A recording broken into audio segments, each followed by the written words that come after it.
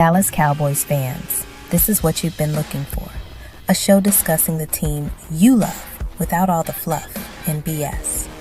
Host Greg Rector, along with Cowboys writers and content creators from across the country, break it down.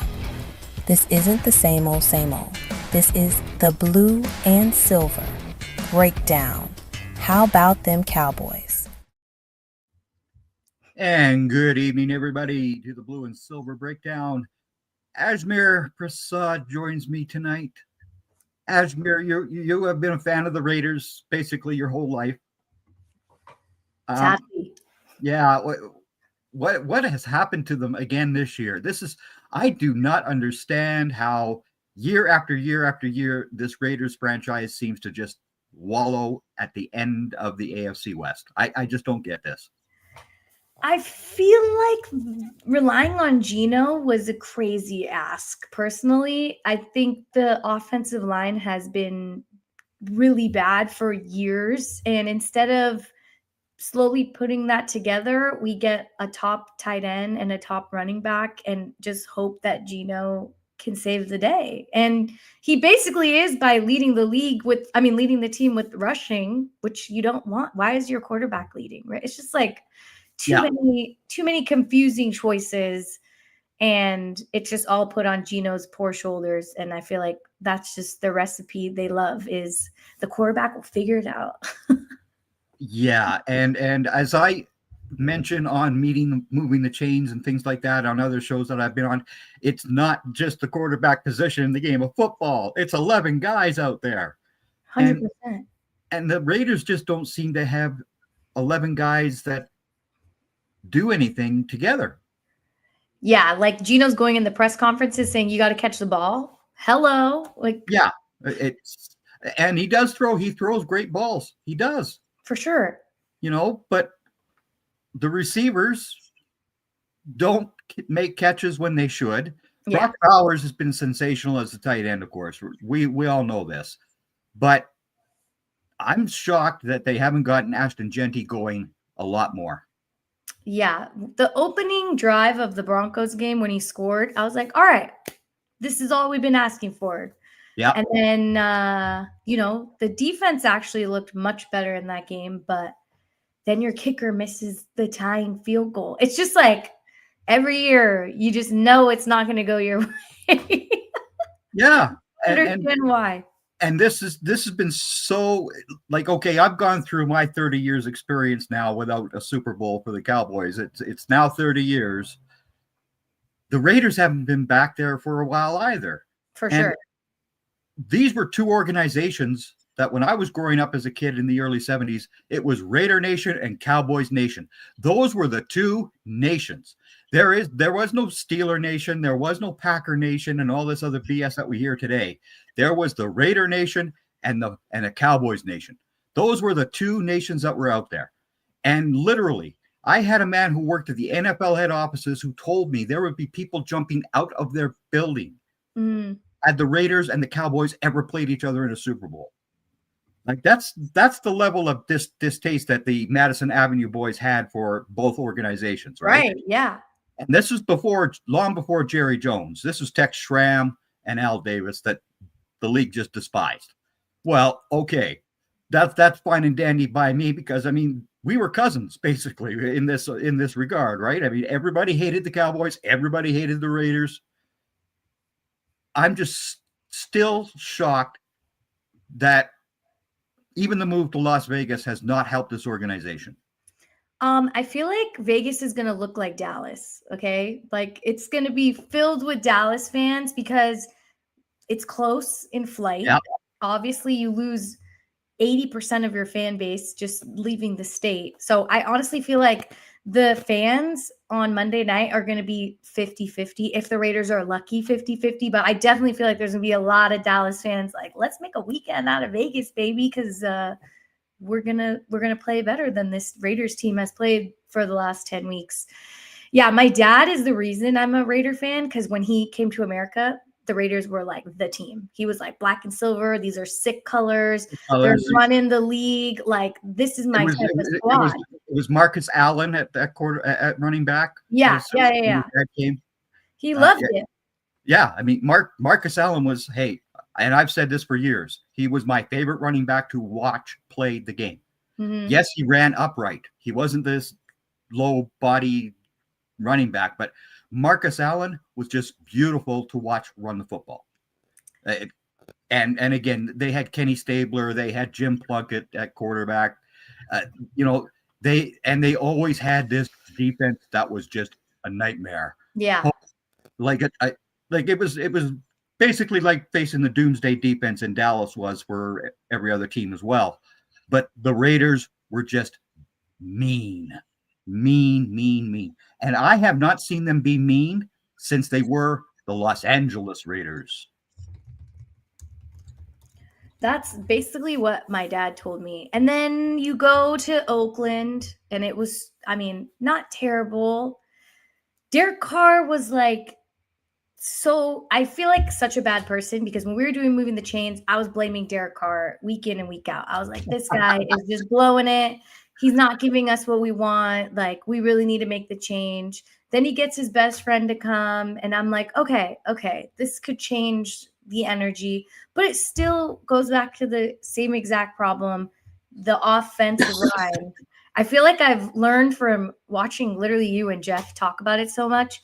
No team that has no team with a bad offensive line has been successful. And like, I think the Raiders are just, for some reason, running on that. I don't understand. It doesn't make any sense. It really doesn't make sense to me. And every year you hear everybody in the draft, oh, they're going to draft defense. Really? Do they need more defensive guys? No. They need to build an offensive line in front of Geno Smith. And Ashton Jeanty. I mean, you look at the Cowboys offensive line, they had 4 out of 5 guys missing one week. 4 out of 5. And Javonte Williams still had a huge night. Yeah. Yeah, totally. That is the key to winning in the NFL, is having a successful offensive line. And why the Raiders have no idea about that, I have no idea. And just, we're bringing in this young talent. I mean, I love watching Brock Bowers do well. I root for rookies on any team. I just feel like when it comes to a rookie year, I'm rooting for you. I'm hoping you don't get injuries. You have a breakout season, right? Because you usually go to the worst team. And so the only thing you can hope for is that they play very well and don't get injured. And so when Brock came to the team, I was like, this will be cool, and he's really been fantastic. Just, I don't even have enough words to explain. Like, we have nothing else without Brock Bowers. But for him to feel like he's carrying the weight of this team game in and game out with Geno trying to figure it out, it's like we're just watching. It's like you're hitting rewind every week. It's just the same output. Yeah. The Raiders are averaging 15 points a game. I know, it's terrible. Like, that is not Raider football. No. I'm sorry. I mean, I used to watch the AFC games with the Raiders lighting up teams like left, right, and center. Christensen and Cliff Branch and all these guys who were just superstar after superstar after superstar. And there's nothing there outside of Brock Bowers and hopefully Ashton Jeanty, because, I mean, as you are well aware, I always push for the running back to finally win another Heisman Trophy. And sure. Ashton Jeanty was my guy last year. I mean, he was easily my guy. Yes, I always said Travis Hunter, yeah, he plays both sides of the field. That's all fine and dandy. But when it comes to being an NFL-ready player, Ashton Jeanty was ahead of him. And Emeka Egbuka was way ahead of Travis Hunter as far as being a wide receiver. Yeah, you split the positions for sure. I'm with you. Yeah, and that's the difference. And people don't get this when Jeff, Bill, myself are talking this way, or Randall. We're looking at an NFL team, their needs out of the college game. That is a different ball game from what everybody else thinks of as far as these players go. Yeah, right? No, 1,000%. I mean, look at Dylan Gabriel. He leads Oregon to the Rose Bowl and gets completely dominated. Then he comes to the Browns, and he's basically running for his life. Same idea, just bingo. Yeah. I mean, Jaden Daniels this year was getting killed again. Mm-hmm. This was just sheer stupidity from the Commanders. And, Yeah. and that was the team that I had as the first place team in the NFC East this year was going to be the Commanders. Their history, I mean, they're way down. Yeah. I mean, they're below the Cowboys thanks to our one big tie. That's it's frightening. It is absolutely frightening to see. Did you watch that game last night? That Eagles and Packers? I did, because somehow I had to find the game thanks to YouTube TV. I did. The first half was a dud, of course, right? Scoreless since 2009. And then the second half was all right. I feel like the Eagles are just scraping by, really scraping by. And this is what I've said all year long, right? Yeah. I've said this Eagles team is not as good as the one that won the Super Bowl. Yeah, it's completely different. They've lost those 4,554 snaps on their defense from last year. That makes a team nowhere near as good as they were. That's it. But they're 7-2. The Broncos are 8-2 somehow. Oh God. Yeah, I mean, this is just. How are they 8-2? When you see Bo Nix playing the way that he's playing, it's been awful. But their defense makes plays. They stop teams from gaining ground, right? If either one of our defenses ever did that, that would be a beautiful thing to actually watch, wouldn't it? The Raiders did it against Denver. They did. But that was it, right? And I think in that game, I was like, okay, wait, if they could just maintain this for the back half of the season, we're not saying you have to win games, but stopping offenses is a great, I think, team boost, right? You're like, okay, we can see the defense is getting their job done. Now we need to fix the offense, which we already know needs so much help. But yeah, I feel like the way that they played against Denver and were able to score first, keep them off the field. I mean, Bo Nix was running for his life. He gets sacked multiple times.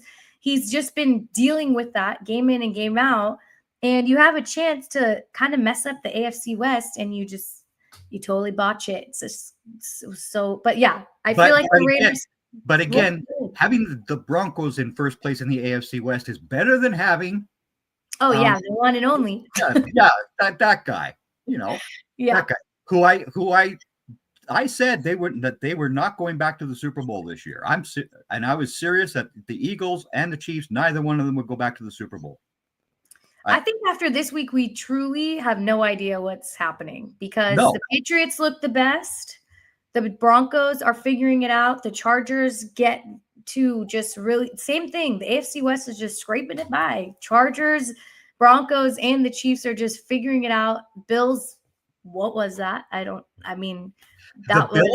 Bills were coming off of a big win at home against Kansas City. They go on the road and they just sucked in Miami. Absolutely sucked. I wish when we had Randall on the show before the trade deadline, he was like, if the Bills don't get a receiver, it feels like it's a wrap. And I don't know how the trade deadline rolls around and you're trying to trade within your division. Why do you want Jalen Waddle? There's somebody else out there. You think Miami's going to trade you the week before they're playing you? I don't think so. You know what I mean? No. And this is the mindset that goes into these teams' heads, and the fans as well. The fans especially as well. Are you serious? Yeah. Micah Parsons was never going to an NFC East team. He wasn't going to Washington or Philadelphia. And if the Packers do deal him now, it costs them the first round pick in 2028. And Kenny Clark cannot go to an NFC North team. It cost the Cowboys their first round pick in 2028. That was a deal that nobody heard about, but it's in there. Why? Why is it? Because you don't want to face this guy twice a year. Yeah, 100%. Right? I mean, so why would the guy who replaced Chris Greer in Miami trade Waddle to the Bills? No. Yeah. It's 0 cents. Zero. All right, what do you think of the Eagles game? Oh, it was horrible. I shouldn't say it was horrible. It was horrifying for today's NFL fan. Sure. Yeah. Because everybody wants to see all the points being scored, right? Yeah. Whereas an old guy like me remembers 10-7 games as the commonplace. 9-7, 13-10. That was an NFL game. All right, we're done. Because before this past happiness started, the game was always decided between the running backs and the middle linebacker. That was the NFL. I was saying at the beginning of the season, there was not enough defense. Like by week 5, I was like, why do we have these 37-point games, right? It feels like basketball, where all of a sudden everybody could shoot 50 points on their own. And I was like, why is everybody on the football field able to just go touchdown for touchdown for touchdown?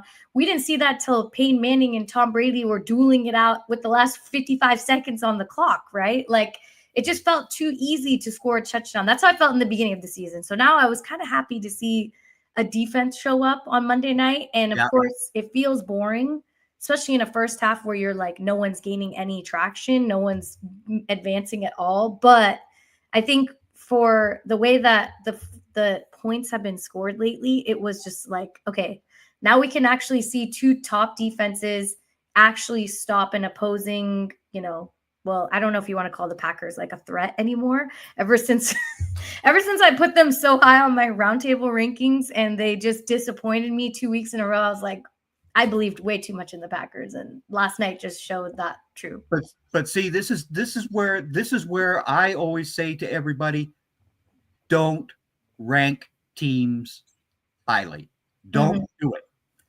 You will be disappointed with your rankings by the time the season comes to an end, because there are injuries. There are weeks where you are going to suck. I don't care how good of a football team you are, you're going to end up sucking a game or two. And that's why I hate the MVP talk like early on in the season. I just despise that. Like, it was nice to hear Dak Prescott being mentioned as an MVP candidate, because I still say he was robbed against Lamar Jackson 2 years ago, because he had the better stats that year. He had the better stats. Sure. What was the argument? But Lamar's a superstar. Oh, okay. But the play on the field, Dak Prescott outplayed Lamar Jackson that season. Yeah, for sure. I agree. I think that also hindered how Dak has performed. And of course he got injured, but it really affects like where you measure yourself. I feel like Dak was like, okay, this is my year. I am leading us. I'm playing fantastic football. And then you don't get the MVP. So I agree. I definitely feel like that changed what Dak looked like and what Dallas looked like that following season. But Dak was also getting to an age where he was getting older, and he was not in physical shape. That's what got him hurt last year. He's in shape this year. He's in much better shape. It's that dad mode. He had a baby. Yeah. But again, when guys don't stay physically fit, and you saw that injury last year that Prescott did have, that was because his fitness was not at the level it needed to be at. And it was painful to watch, obviously. But again, every team goes through that phase. Yeah. Like, you can talk about how many injuries the Miami Dolphins have had this year. That happens. The Niners, that happens. The Cowboys, it happens. Every team goes through this. But when you have players who can step up to the plate that are so-called the bums and all this other jazz, I'm sorry, I just don't buy that teams cannot have good enough benches. The Jets were great. They make all these trades and they come out in the entire second unit, if you want to call them that. It was their time to shine. But not only was it their time to shine, they had a punt and a kickoff return for touchdowns. Yeah. That is a building block. It's called special teams. Oh, it's 1/3 of the game, kids. For sure. 100%. And when people don't follow that and they don't get this, that drives me off the deep end. And the number of blocked kicks we've seen, punt returns, everything the special teams has done, I feel like this first 10 weeks has been out of bounds. We've never seen anything like this before. And that's what I think was leading to the high scoring. I was like, man, these offenses don't even need to get on the field because the special teams are out here doing their thing. Yeah. So I said this in one of the chats recently before I had my new name that I have now, the Great Cowboys 1964. Yes, please go block Great Cowboys from your X accounts, please and thank you. But I said the Raiders should have been the team to move to Los Angeles with the Rams. The Chargers should have left California completely and gone out to Vegas, because that Chargers team has no identity in Los Angeles. They have none. The Raiders did.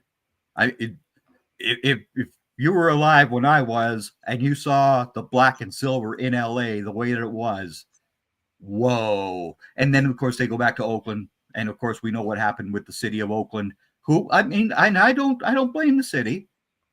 We're not going to give you guys those tax breaks. That's enough, you know? And again, they don't have the baseball team either because, again, they're not going to give you the tax breaks. Well, there goes your teams, basically. Yeah. But would you have preferred the Raiders to be a Los Angeles team? No. No? I feel like the amount of dislike I have for the LA Dodgers, I feel like that it would just cross over to the LA Raiders. I'm like, ugh, why does LA get everything, right? I feel like in Vegas, it's like it's brand new, so its own place. Yeah. It's far away from Dodger Stadium, and it hasn't tainted my feel. Like, love the city of LA, but the teams of LA, I don't love them. So I feel like as a Bay Area person, if they were to go there, I would have been like, oh God, we just can't, we stink in the Bay if we have to root for an LA team, you know?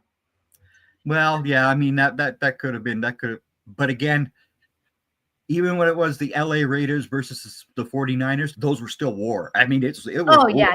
It would have been cool to have them in California still, because then I would at least be able to go to a game. And they probably would play the Niners like a little bit more in the schedule since they're like maybe considered rivals still at that time. I don't know. But yeah, I definitely think it would have been fun, like logistically, but not with the tie of LA. Yeah. Well, but I'm remembering back to the days when I was living in California, because I was in Oceanside at the time.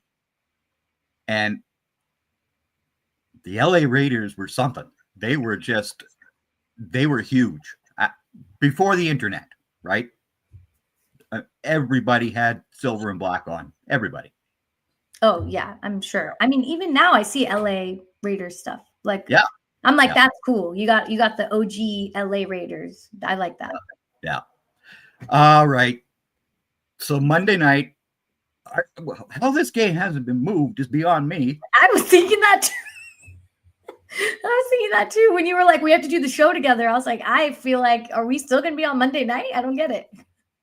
The network apparently wants the Cowboys. I guess because the fans of the Cowboys and the anti-fans of the Cowboys will tune in no matter what. Sure. Yeah. Yeah. I mean, we're still talking.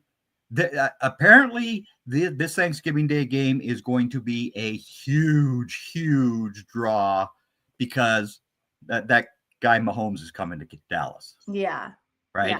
And so they're saying already, you know, the Thanksgiving Day game is normally the biggest played game of the year, no matter who the Cowboys are playing. And this one's going to be even bigger. I mean, I'm rooting for Dallas on Thanksgiving. So, that goes without saying, because I still don't feel the Kansas City Chiefs are a Super Bowl team. I just don't. And again, they lost. That's fine by me. I agree. I think Monday's going to be, I really think it's still on Monday night because, like I said, Allegiant's going to be 50-50 black and blue. It's going to be so split in there that I think you're going to see more of the silver and blue there than you're going to see of the black and white guys. I really think the Cowboys, because you got to remember the Cowboys had this massive fan base that people didn't understand. I never understood how many fans there were in North Carolina. Oh, sure. Of the Cowboys.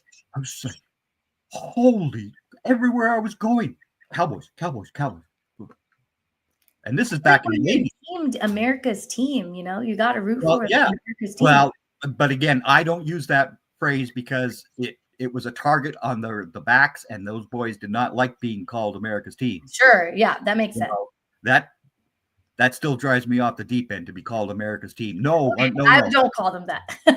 Yeah, exactly, right. It just drives me off the deep end. And it was a guy from Philadelphia who put that label on them. Mm-hmm, mm-hmm. But again, I've got the Cowboys winning this game basically without their. Well, I mean, yes, they do have Logan Wilson and Quinnen Williams now on their defense, right? That could change things, but not just for this one game, right? I just don't see the Raiders being able to get the football down that field to anybody other than Brock Bowers. Yeah. That's honestly their disadvantage. I think Dak will feel the pressure. The coverage for CD might be a little difficult. A couple plays, you might feel like, oh, they blew like a 3-and-out maybe a couple times. But I just think that Geno scoring touchdowns doesn't feel like a possibility. Like if you're betting, you're never picking that as an option. You're never picking Geno passing touchdown in the first half because it just hasn't happened that often that you feel it's trustworthy. So I definitely think you're right with Dallas winning. I don't know if the Raiders can defend the Denver Broncos like that. Maybe they just like play the tape over while they go to sleep, and then it just gets but see, the Broncos don't have CeeDee Lamb and Pickens or Flournoy, who is a very good receiver as well. Flournoy is an excellent receiver. Mm-hmm. I mean, Bill, Jeff, and I were all like, yes, they drafted him in the 6th round. It was awesome. And those people were going, huh? Who are you talking about? We knew who this young man was. But they've also got Jake Ferguson, who he doesn't get you any yards after the catch. No, but he'll get you the first down. Yeah. And that's all Dak needs. That's it. He'll go to him 8 times and get 7 first downs out of the guy. It's like, okay, whatever, right? But Javonte Williams has been such a good running back for the Cowboys. I agree. I feel like leaving Denver, I felt like this. I say this all the time, like with Sauce Gardner. When players go to teams that they haven't had, somebody has a negative taste, they've just been deemed a bad player, unlikable, whatever. It gives them a new time to shine. And I feel like that's exactly what happened with him in Dallas. Like I was thinking Javonte is washed. And then he goes and totally impresses everyone within the first 5 weeks and it looks like a completely different running back. Well, he looks like the running back he was as a rookie. Yeah. That's what he's back. He's gotten his legs under him. He didn't have that. He didn't have that when he came back. When he came off of his ACL injury, he looked terrible. Mm-hmm. And again, this is a thing that drives me off the deep end with these teams. Michael Gallup and Terrence Steele, especially with the Cowboys, you re-signed both of them, and they got ACL injuries. Yeah. Oh no, because then the fans want to see their and expect them to be back as normal. I'm sorry, it doesn't happen that way. Mm-hmm. That's just that's the stupidity of the NFL fan out there, right? If the Raiders can't score on the Dallas defense, then we have bigger problems. Yeah. Everyone else in the league has had the opportunity to show up against Dallas and make it an insane, exciting game. So I just feel like, when is that going to happen? I don't know. Maybe it'll be Monday night. Maybe that's the game. But we could be in for a real thrilling Monday night game. We might 41-35 game all over again. Yeah. As long as it's not a tie, okay? That was horrifying. No, ties are. I don't know why they kept it as a tie either. To me, Schottenheimer should have gone for it on 4th down. He didn't. I agree. That was a rookie coach's mistake. I think. But these things do happen. Well, hopefully not anymore. But I doubt. I honestly, if the Raiders are able to put up 30 points, that's a win for me. Well, that's They'll double be what able they've to been double it averaging in since the one couple, game, right? So I'm actually gonna say the Cowboys do win this game 34-27. I'm gonna almost double your total because our defense, I don't know what Quinnen Williams and Logan Wilson are gonna bring to it. Yeah, right? I'm gonna say Dallas wins 31-14. We barely hit that 15-point mark, like not even close. Yeah, I don't know. I just think that that this Cowboys defense has sucked so badly. Sure. And it's not been because number one is playing in Green Bay. Because I mean, was he a big factor last night? No, he wasn't. No, he was there. He was there. It wasn't like any major breakout was avoided because of Micah, And this is what I kept saying about the guy. Yes, he's a great pass rusher, but that guy is too small to continue to pass rush for the entire season. He will break down in the second half of the year. That has happened every year. Mm-hmm. His last 6 games of the regular season have sucked, and his playoff games have really sucked. Right. But he will get you those sacks in the early part of the year. That's, and again, if people want to pay for that, go ahead. Go ahead, Green Bay. You pay for that. That's fine by me. Yeah, I feel like it was just like I said about Sauce Gardner. It's just like the distaste is stuck in everybody's mouth. Sauce Gardner found out that in the NFL you can't use your hands the way that you were able to in college. Yeah, totally. And so he was getting called for PIs. Mm-hmm. And everybody turned on him. Instead of his defensive coaches working with him to keep his hands where they belong, where they need to be. That was Sauce Gardner's biggest downfall with the New York Jets, was just his overuse of his hands. That's why he's no longer there. Yeah. I think that's just like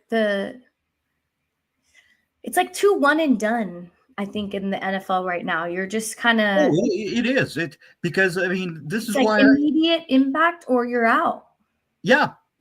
And it's off the chart as far as I'm concerned.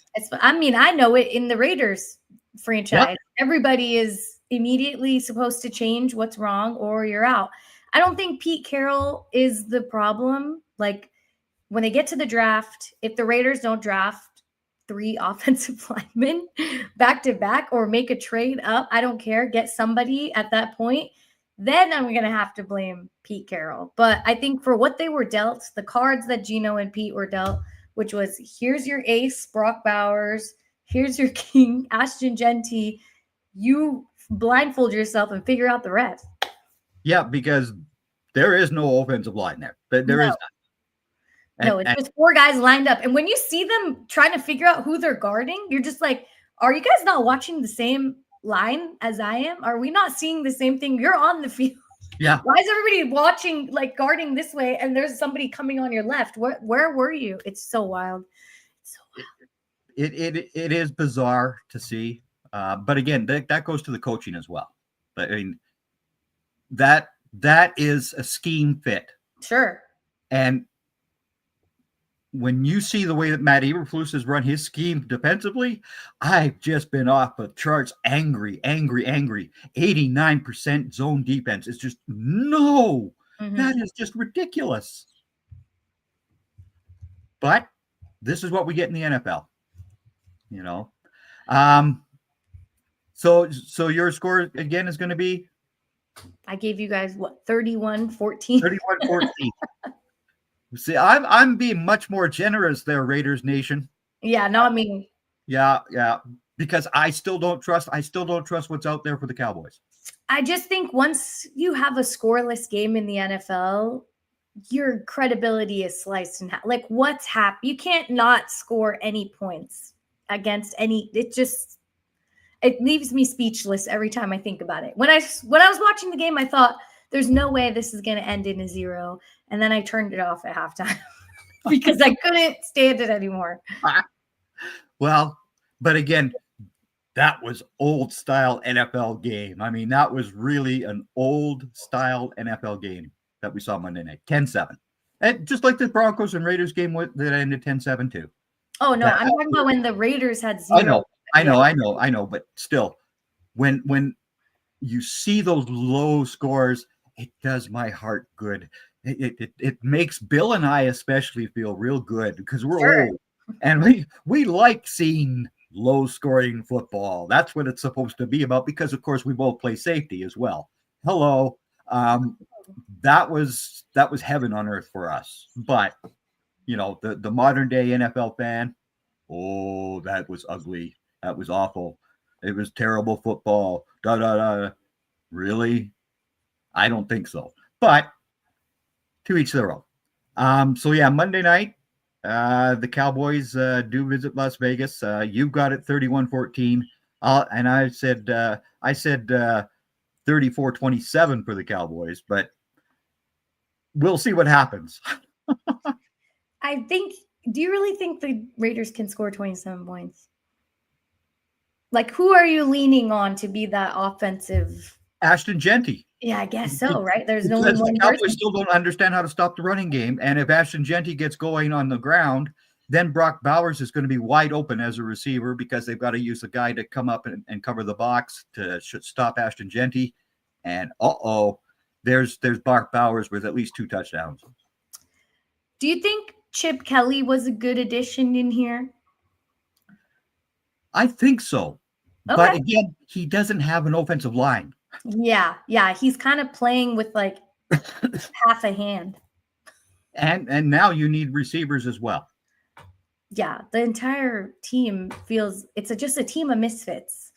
It's like I don't understand how they're like they have the no. I was gonna say they have the energy. I just think the defense has proven year in and year out, like they're still able to stand their ground. When Max Crosby tweeted an eagle emoji, I thought he was going to go to the Eagles. I was like, wow, that's it. This whole team is about to explode but apparently he does that for every tweet that he does. So he does that. He does that quite a bit, actually. Yeah. But yeah, I think the Max Crosby led defense gives you a little bit of quote unquote belief, but yeah.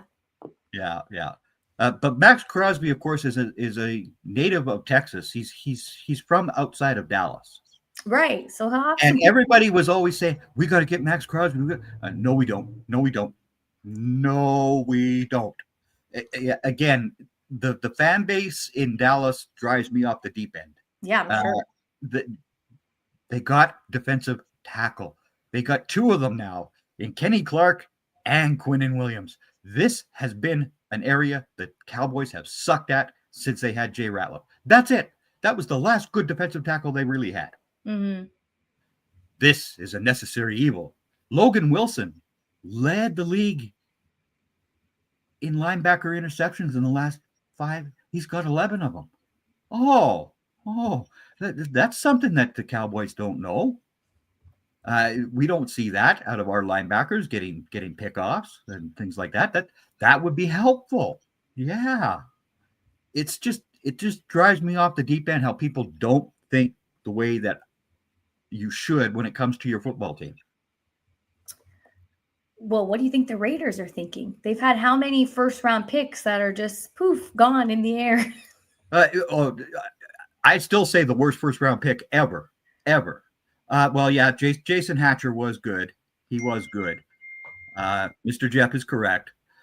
Jason Hatcher was good, but again, when you guys drafted Marcus Russell, I was just that was just a horrifying experience. Yeah, I agree. And when you guys have had when you had Mayock and Gruden running around drafting these guys, it was just horrifying to watch.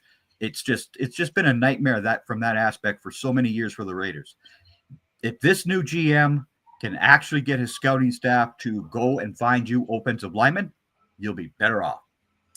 me and every other NFL team that needs an offensive line, which is a lot of them. Well, yeah. But again, to me, this goes back to the fact that offensive lines are not allowed to wear their pads that much. That is a group that needs to be in pads. They need to be out there hitting. And then they don't get injured during the games either. It's a funny thing about that. Again, the NFLPA is such a weak association that, when Jerry Jones can only be fined $62,500 for trying to negotiate a deal with a player, the NFLPA, wake up. You need to have a $62.5 million fine, something that Jerry will, okay, I won't do that anymore. Yeah, 62,000 is like a raindrop. He'll never even notice it disappears. Yeah. Yeah. It's just mind-boggling the way the NFLPA does not understand how to really represent their players the best. They really don't. But we'll see what happens. What else are you doing at Team MBS Media? Oh, what am I not? I'm writing. I was doing WNBA in the summer. I'm currently moving the chains every Sunday, except this Sunday I'll be in Hawaii. So I'll make a little Hawaii. That'll be gone. Yeah.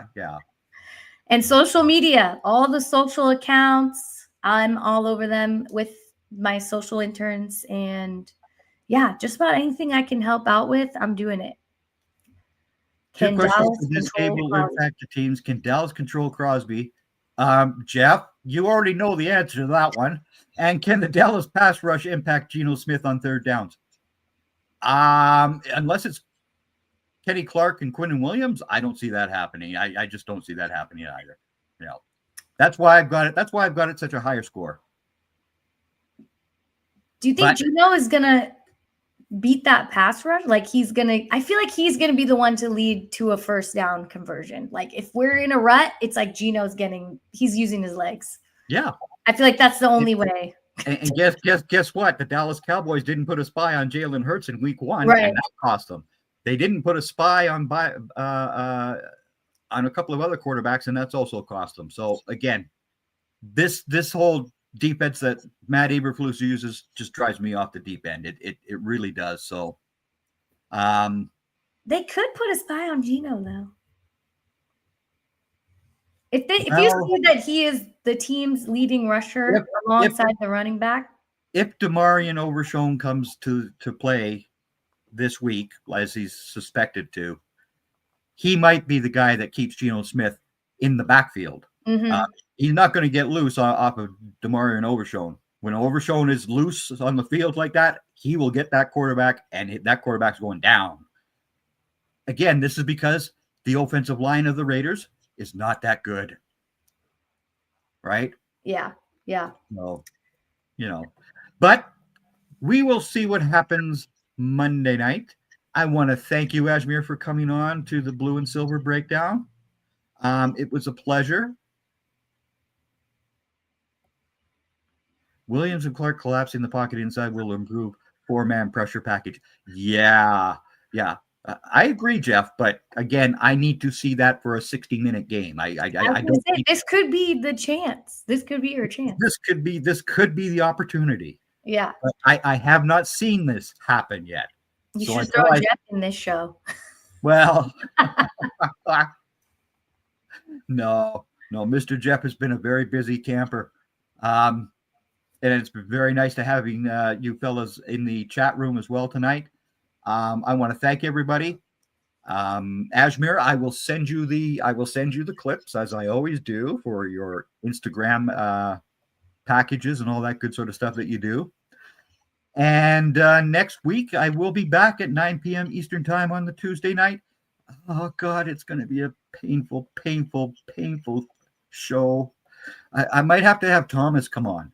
No, Tuesday will be fun because you could be coming off a victory. You know what I mean? Yeah, but then the Eagles are coming to town. Yeah. But just take it one day at a time. Okay. Yeah. One day at a time. Yeah, that's going to bed winning, and then Tuesday will be like, I'm still good off that win, and then you could talk to Thomas. Yeah. Yeah, we'll see what happens. We'll see what happens. All right, everybody. Have a good night. Take care.